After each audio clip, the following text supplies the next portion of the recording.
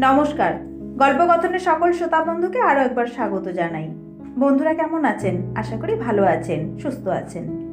আপনাদের কাছে আমার আজকের নিবেদন শীর্ষেন্দু মুখোপাধ্যায়ের লেখা গল্প পাত্রী। কে ও? শিবাই নাকি রে? যে আজ্ঞে, শিবাই বটে। তা পাত্রী পছন্দ হলো? না জামাই দাদা, এটাও লাগসই নয়। দাঁত উঁচু। দাঁত উঁচু? তা কত উঁচু? মুখ বন্ধ হয় না? তা হয়। আজকাল তো শুনি উঁচু দাঁতের বেশ কদর হয়েছে নাকি, ফিল্ম আর সিরিয়ালে নাকি উঁচু দাঁতের বেশ কদর। আপনি তো সব দেখেন না, তবে জানলেন কিভাবে? দেখার সময় কোথায় যে দেখব।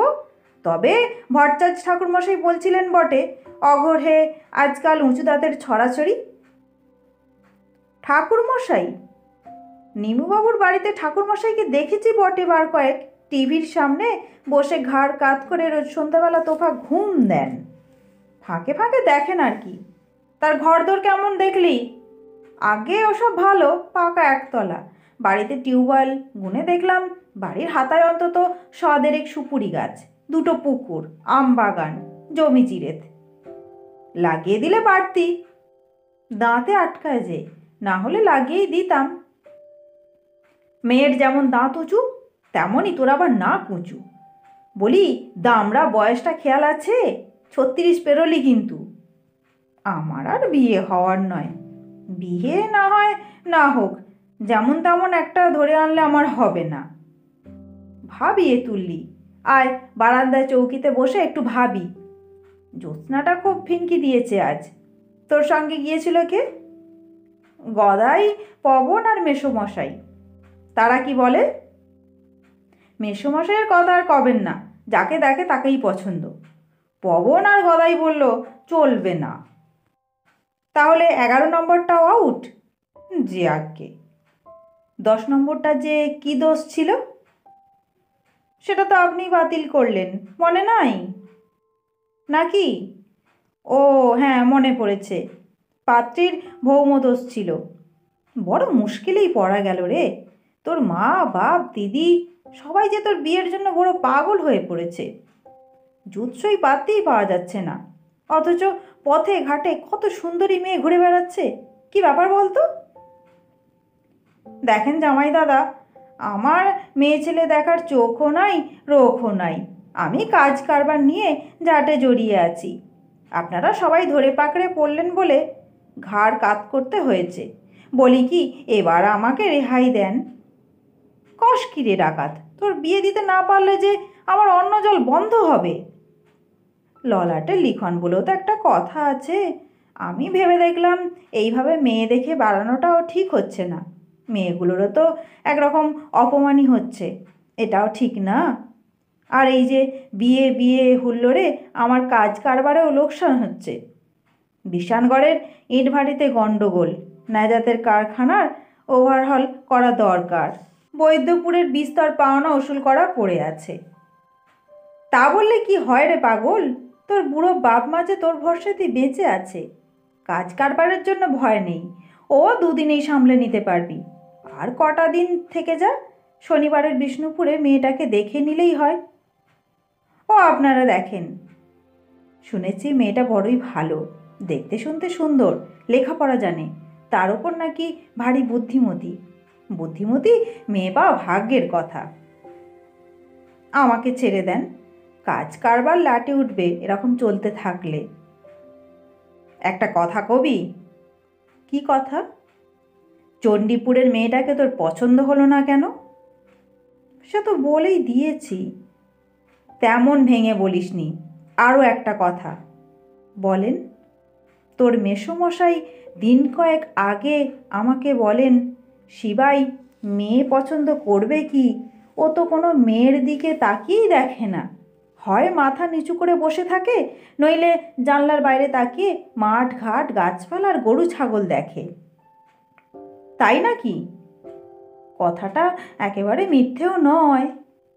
বলিস কি? পাত্রী ফেলে গরু দেখিস? এ তোর কেমন স্বভাব? মায়া মতিভ্রমকে যে বড় ভয় পাই দাদা। বুঝিয়ে বল। খাজিরগঞ্জের লাল কমলকে মনে পড়ে? ওই যার কবরিজ ওষুধের কারবার। তা মনে থাকবে না কেন? লালকমলের বাতের মালিশের খুব নাম। সেই লালকমল হরিশ্চন্দ্রপুরে নিজের জন্য পাত্রী দেখতে গিয়ে প্রথম দর্শনেই কাত হয়ে পড়ল। তেমন মেয়ে নাকি ভারতেই নেই। বিয়ের পর রং টং উঠে যাওয়ার পর বউয়ের যা চেহারা বেরোলো তা কহতব্য নয়। সে না হয় চেহারা ভগবানের দান বলে সে কথা বাদ দিচ্ছি, কিন্তু মেয়েটার চোখে নাকি মায়া দয়া ঝরে পড়ছিল, আর ঠোঁটে করুণার হাসি। বিয়ের পর আর সেসব খুঁজে পাওয়া গেল না। বজ্জাত মেয়ে ছেলেটা এখন লাল কম্বলের ঘাড়ে মুষলের মতো চেপে বসে তার প্রাণ ছিবড়ে করে ছাড়ছে। দেখা হলেই লালু বড় কান্নাকাটি করে, ওইটাই বড় ভয় পাই। কার দিকে তাকিয়ে মতিভ্রম হয় বলা তো যায় না, তাই তাকানোর বখেরায় আর নেই। এ তো বড় গন্ডগোলের কথা রে শিবাই। না তাকিয়ে বুঝবি কি করে কার দাঁত উঁচু, কে টেরা, কে কালো বা কুৎসিত? তাকানো দরকার কি? আর সবাই তো ড্যাব ড্যাব করে দেখছে। তাই তো বলছি, আমার দেখা না দেখা সমান। আপনারা ধরে বেঁধে জুতে দিলেই কিছু করার থাকবে না, কিন্তু বউ যদি বাড়িতে অশান্তি করে তবে আপনাদের দায়িত্ব। বড় ভাবনায় ফেললি দেখছি। মনে হচ্ছে তোর বিয়ের মতলব নেই। সে কথা তো কেউ কানেই তুলছে না। আমি তো বলেই আসছি যে সংসার ধর্ম আমার জন্য না। তাই বললে কি হয় রে পাগলা? তোর বাবা মা দিদিরা যে আমাকে উস্তম পুস্তম করে ছাড়ছে বয়সের ছেলে, বিয়ে না দিলে যে বুড়ো বয়সে আধ পাগলা হয়ে ঘুরে বেড়াবে। তা বিয়েতেই বা তোর এত আপত্তি হচ্ছে কেন? ফকির বৈরাগী কাঙাল কে না বিয়েতে বসেছে বলতো? বয়োধর্ম বলেও তো কথা আছে। তার উপর রোজগারপাতি ঠাকুরের ইচ্ছে তো মন্দ করছিস না। কয়েক লাখ টাকার কারবার। তা এসবেরই বা কি বিলি ব্যবস্থা হবে বলতো? তোরটা খাবে কে? 10 ভূতে লুটে খাবে, তাই বা মন্দ কি? আমার কাজটুকু আমি করে যাচ্ছি, ভবিষ্যতে কি হবে তা নিয়ে মাথা ঘামানোর কি আছে? আমার সঙ্গে যখন তোর দিদির বিয়ে হয় তখন তুই কতটুকুন ছিলিস মনে আছে? মাত্র 5 বছর বয়স তখন তোর। সেই থেকে তোকে এত বড়টি হতে দেখলাম, কিন্তু তোর মতিগতি যে ভালো বুঝতে পারি তা নয়। সব কথা খোলসা করে বলিসও না। স্বভাব চাপা হলে অন্য সকলের মুশকিল হয়। আমার মতিগতি কিন্তু জটিল কুটিল না। আসলে আমি বিয়ে ব্যাপারটায় তেমন আগ্রহ বোধ করি না। কাজ কারবার নিয়ে মেতে থাকতে ভালোবাসি। দাঁড়া, একটা কথা মনে পড়ল হঠাৎ। কি কথা? শীতলকুচিতে তোর একটা ঠেক ছিল না? ছিল। পানের বরজ করে বড়লোক হওয়ার বাই চেপেছিল মাথায়। হ্যাঁ, বছর 2 চেষ্টাও করলি। ওসব পুরনো কথা দিলে কি হবে? তখন কানাঘুষো শুনেছিলাম মহিতোষ রায় নামে এক ভদ্রলোকের মেয়ের সঙ্গে তোর নাকি একটা খটামটি লেগেছিল। ঠিকই শুনেছিলেন। ব্যাপারটা কি খুলে বলবি? হঠাৎ সেই বৃত্তান্ত শুনতে চান কেন? সেই মেয়েটার সঙ্গে তোর ঝগড়াটা কিসের? ও বাদ দেন, মেয়ে মানুষের সঙ্গে ঝগড়ায় গেলে মুশকিল। আমি তেমন রোকাচোকা মানুষও তো না। ঝগড়াটা কি নিয়ে? সে তো চুকে বুকে গেছে। মনে করে দেখ তো, মেয়েটার নাম কি মাধবী রায়? হ্যাঁ, কিন্তু আপনাকে কে বলল? মাধবীর নাম তো আপনার জানার কথাই নয়। শীতলকুচির লক্ষ্মী ভাণ্ডার তো আমার কাছ থেকেই মাল নেয়। তাই নাকি? আমাকে মাসে 1-2বার যেতেই হয়। গোড়াচাঁদ সিংহরায় শীতলকুচির মস্ত মহাজন, লক্ষ্মীর ভাণ্ডারের মালিক। চিনি, আমি যার কাছ থেকে পানের বরজ কিনেছিলাম সেই মহেশ রায়ের ভাইরা ভাই হলো গোড়াচাঁদ। লক্ষ্মী ভাণ্ডারের তখন এমন ফলাও অবস্থা ছিল না। তা কথায় কথায় গোড়াচাঁদকে বলেছিলাম তোর কথা। তখন গোড়াই বলল, তুই মাধবীর সঙ্গে কি একটা গণ্ডগোলে শীতলকুচি ছেড়ে চলে এসেছিলি। গণ্ডগোলটা কিসের তা অবশ্য সে বলতে পারল না। বলার মতো কিছু নয়, তখন খুব বোকা ছিলাম তো, অভিজ্ঞতাও হয়নি, তাই অপমানটা হজম করে চলে আসতে হয়। তবে ওসব আমি তো আর মনে রাখিনি। যা হয়ে গেছে তা নিয়ে ভেবে কি হবে বলুন? ঝগড়াটা কি নিয়ে? শুনলে হাসবেন। বলেই দেখ না। বলতে বাঁধো বাঁধো ঠেকে, শত হলেও আপনি গুরুজন, ওসব কথা বলতে গেলে কেঁচো খুঁড়তে সাপ বেরোবে। তোকে আমি সাঁতার কাটতে শিখিয়েছি, সাইকেলে চড়তে শিখিয়েছি, আমার কাঁধেও চড়েছিস অনেক। আমার কাছে তো লজ্জা কিসের? বয়সকালে যদি কিছু করেও ফেলে থাকিস সেটা বয়সের ধর্ম। সকলেরই একটু আধটু বেপরোয়া ঘটনা ঘটে। শীতলকুচিতে আমি একটু কুসঙ্গে পড়ে যাই। সন্ন্যাসীচরণ প্রতিহারের বাড়িতে একখানা ঘর ভাড়া নিয়ে থাকি। প্রথম চোটেই পানের বরজ থেকে বেশ কয়েক হাজার টাকা লাফা হয়েছিল। বয়স কম, হাতে খোলামকুচির মতো টাকা, বুঝতেই পারেন। তা পারি। কয়েকজন মোসাহেব বন্ধু জুটে গেল, তারা আমাকে মদরদ খাওয়াতো। আমারও ফিকে মতো নেশার রং ধরে গেল। রোজই সন্ধ্যের পর আমার ঘরে 5-7 জন জুটে যেত। তাদের মধ্যে একজন ছিল অবনী ঘোষ। অবনীর চেহারা ভালো ছিল, পেটে বিদ্যেও ছিল, আবার ওড়নচণ্ডীও ছিল। তবে সে একটু আলাদা রকমের ছিল, অন্যদের মতো আমার মোসাহেবি করতো না। কিন্তু আমার পয়সায় নিয়মিত মদ খেত, কারণ তার বিশেষ পয়সা ছিল না। গণ্ডগোলটা এই অবনীকে নিয়েই, তাই নাকি? মাধবীর সঙ্গে নাকি অবনীর বিয়ের সব ঠিকঠাক। সেসব আমার জানার কথাও তো নয়। কিন্তু একদিন সকালবেলা বড়জে রওনা হচ্ছি, হঠাৎ ফর্সা, চোখে চশমাওয়ালা একটা মেয়ে হাজির, সঙ্গে গায়ের কয়েকজন মাতব্বর। তাদের মধ্যে কি গোরাচাঁদও ছিল? না, তবে তার বাবা প্রতাপচাঁদও ছিল। তারা এসেই আমাকে মাতাল, বদমাস, দুশ্চরিত্র আরও অনেক কথা বলে প্রচণ্ড চেঁচামেচি বাঁধিয়ে দিল। মাধবীও কি গালাগালি করছিল? তা তো বটেই। কি রাগ মেয়েটার! বলল আমি নাকি গাঁয়ের ছেলেদের নেশা ভাঙ ধরাচ্ছি, ছেলেদের মরালিটি নষ্ট করে দিচ্ছি, আরও কত কি। ভগবান জানেন, আমার মাতাল বন্ধুরা সবাই অভ্যস্ত মাতাল, আর তারাই আমাকে মদ খেতে শিখিয়ে নিয়ে তারপর আমার ঘাড়ে ভেঙে মদ খেত। কিন্তু আমার কথা কে আর কানে তোলে বলুন? ফটিকদাস নামে একটা ঘণ্টা গোছের লোক তো আমাকে কয়েকটা চড় চাপুরও মেরেছিল। ভয়ে আমি তখন জবুথবু। তারপর কি হলো? কি আর হবে, চারিদিকে ভিড় জমে গেল, সবাই ছিচিৎকার করছে। একমাত্র সন্ন্যাসী প্রতিহারই আমার পক্ষ নিয়ে 2-4 কথা বলেছিল। সে মাধবীকেও বলল, অবনীকে শিববাবু মদ ধরিয়েছে একথা গায়ের গাছও বিশ্বাস করবে না। অবনী তো 14 বছর বয়স থেকে মদ খায়, সবাই জানে। কিন্তু তার কথা কেউ কানেই তুলল না। আমার ওপর হুকুম জারি হলো, গা ছেড়ে চলে যেতে হবে। তুই কবুল করলি? না করে উপায়, আমি বাইরের লোক, উড়ে গিয়ে জুড়ে বসেছি, সহায় সম্বল তো কিছু নেই। তবে ঘটনায় একটা উপকার কিন্তু হলো জামাই দাদা, সেদিন থেকে আজ অবধি আর মদ ছুঁইনি।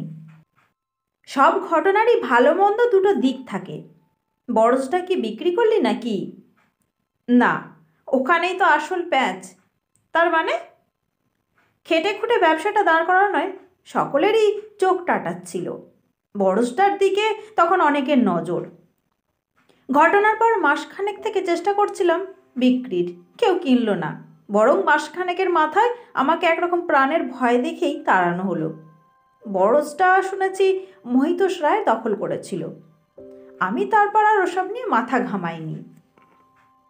শেষ অবধি অবনী ঘোষের সঙ্গে মাধবী রায়ের বিয়ে হয়েছিল কিনা খবর নিসনি? সে খবরে আমার আর দরকার কি বলুন? অবনী ঘোষ আমার জীবন থেকে মুছে গেছে, শীতলকুচিও। ঘেন্নায় আর ও মুখও কখনো হয়নি। মাধবীর তখন বয়স কত? 16-17 হবে বোধ হয়। মেয়েদের বয়সের কোনো আন্দাজ আমার নেই, 7-8 বছর আগেকার কথা। তোর কি মনে হয় ওই গণ্ডগোলটা আসলে ষড়যন্ত্র? তা তো বটেই।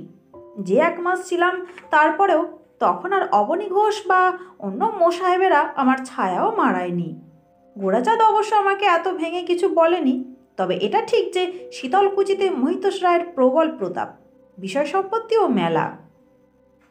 হ্যাঁ, আমার কিছু করার ছিল না দাদা, 1,00,000-2-3 টাকা জলে গেল, এই যা। তোর কাছে দলিলপত্র আছে? বড়জের দলিল? তা আছে, তবে দলিল দিয়ে কিছু হওয়ার নয়। মামলা করলে সেই মামলা গড়াতে থাকবে, টাকা খরচ হবে জলের মতো, কাজের কাজ কিছুই হবে না। তাই আমি মামলা মোকদ্দমায় যাইনি। লোকসানটা সয়ে নিয়ে নতুন রোগ নিয়ে আবার ব্যবসা করেছি। তোর ব্যবসার মাথা আছে সবাই জানে, কিন্তু তবু বরজটা এত সহজে বেহাত হতে না দিলেও পারতিস। ও বড়জের এখন অনেক দাম। কি করতে পারতাম বলুন?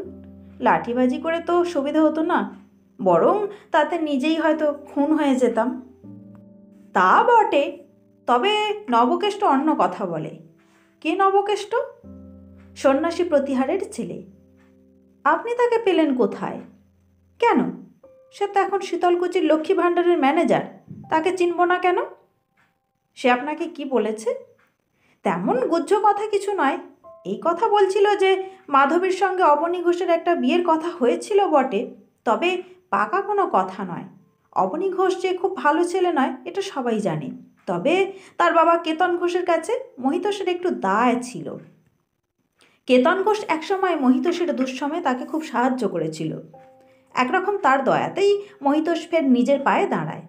সেই কৃতজ্ঞতা থেকেই এ বিয়ের কথা।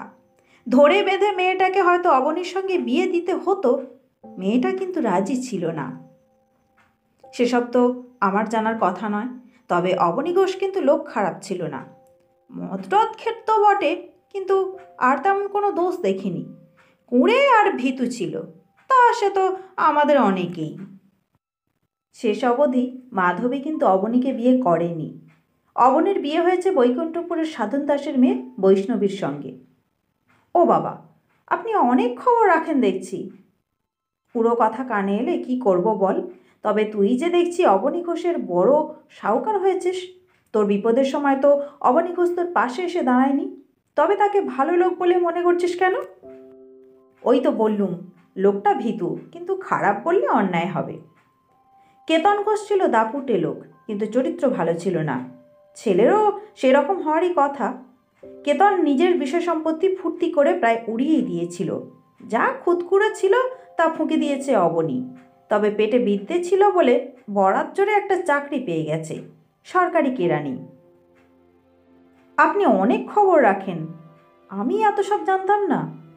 জানবার চেষ্টা করিসনি বলে জানিস না, কিন্তু আপনি বা এত সব খতেন নিয়েছেন কেন? শীতলকুচির বৃত্তান্ত তো তামাদি হয়ে গেছে। তাই নাকি? কিন্তু আমার তো তা মনে হচ্ছে না রে শিবাই। তবে আপনার কি মনে হচ্ছে এটা? এই যে তোর বিয়ের অনিচ্ছে, পাত্রী দেখতে গিয়ে জানালা দিয়ে গরু ছাগল দেখা, নানা রকম খুঁতখুঁতুনি তুলে সম্বন্ধ নাকচ করে দেওয়া, এইসব দেখেই মনে একটু ধন্দ এসেছিল। কিছু মনে করিস না বাপু, শীতলকুচি দিকে একটু খোঁড়াখুড়ি করতেই কিছু ঘটনা বেরিয়ে পড়ল। এত সব কোনোদিন ভেঙে তো বলিসনি। আমার মনে টিকটিক হচ্ছিলই। দূর, কি যে বলেন। ঠিকই বলি রে শিবাই, যত ঢাকা চাপা দিস না কেন, আসল কথা বুঝতে আমার বাকি নেই। রাত হতে চললো জামাই দাদা, এবার উঠি। তারা কিসের? ভটভটিয়া আছে, 3 মাইল রাস্তা লহমায় পেরিয়ে যাবি। সবে ঝাঁপি খুলছি, সাপ বেরোক, তার আগেই পালালে কি চলে? ঠিক আছে, বলেন। তুই ভাবিস না যে শুধু উড়ো খবরের ভরসায় তোকে এত কথা বলছি, কারোর সঙ্গে কথা কইতে বাকি রাখিনি। সর্বনাশ, কার কার সঙ্গে কথা কইলেন? অবনী ঘোষ, মহিতোষ, এমনকি মাধবীকেও বাদ রাখিনি। আমাকে ডোবালেন যে। অন্ধকার বলে বুঝতে পারছি না যে তোর মুখখানা রাঙা হয়ে উঠল কি না। এসব না করলেই ভালো করতেন। যা উড়ে পুড়ে গেছে তাকে আর কুড়িয়ে এনে কি হবে? উড়ে পুড়েই যদি গিয়ে থাকে, তাহলে গাঁয়ের একটা সুন্দরী মেয়ে 23 বছর বয়স অবধি বিয়ে না করে বসে আছে কেন বলবি? বিয়ে করেনি সে তার ইচ্ছে, কাজটা ভালো করেনি সে। অবনী ঘোষের বাগদত্তা ছিল, তার উচিত ছিল তাকেই বিয়ে করা। মনের সায় না থাকলেও আর বাগদত্তাই বা কোন হিসেবে? মাধবীর তো মতামতই নেয়নি ওর বাপ। দুজনের ভাবসাবও ছিল না। না থাকলে অবনী ঘোষের হয়ে ঝগড়া করতে এসেছিল কেন? মোটেই অবনীর হয়ে ঝগড়া করেনি, সে চেয়েছিল যাতে তুই হুড়ো খেয়ে মদ ছাড়িস। তার মনের কথা তুই টের পাসনি। এত বোকা তুই নোস। ঝগড়া করতে এসেছিল তোর ভালোর জন্যেই, তবে সিচুয়েশনটা যে ওরকম বিচ্ছিরি হয়ে দাঁড়াবে তা বুঝতে পারেনি। সেই জন্য পরে কান্নাকাটি করেছিল খুব, এখনও কাঁদে।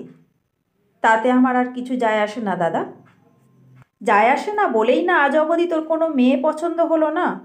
সত্যি কথা বলতো, মাধবী তোর সঙ্গে ঝগড়া করার আগে কতবার ভাব করতে চেয়েছিল, তুই তাকে পাত্তাই দিলি না। পাত্তা দেওয়ার প্রশ্ন ওঠে কেন? সে তো আমার চোখে পরস্ত্রী। তোর মাথা, কোনো হিসেবেই মাধবী পরস্ত্রী ছিল না, আজও নয়। মাধবীর কথা তুলছেন কেন জামাই দাদা? আপনার মতলবখানা কি? গত রোববার তোর দিদিকে নিয়ে আমি শীতলকুচিতে গিয়েছিলাম। সর্বনাশ! সর্বনাশের জন্য এইবার তৈরি হ। তোর দিদির মাধবীকে ভারী পছন্দ হয়েছে। তার ওপর যখন শুনল এত বয়স অবধি মেয়েটা বিয়ে না করে একজনের জন্য অপেক্ষা করে বসে আছে, তখন তো কেঁদেই ফেলল। মহিতোষ এখন পারলে আমাদের হাতে পায়ে ধরে। বলছিল মেয়েটা বিয়ে করবে না বলে ধনুক ভাঙা পণ করে বসে আছে, আমি মরেও শান্তি পাবো না। কাজটা ভালো করেননি জামাইদা, আমাকে বড় লজ্জায় ফেললেন। দামড়া কোথাকার! শুধু একটা ভুল ধারণার ওপর একটা মেয়েকে এত কষ্ট দিতে হয়?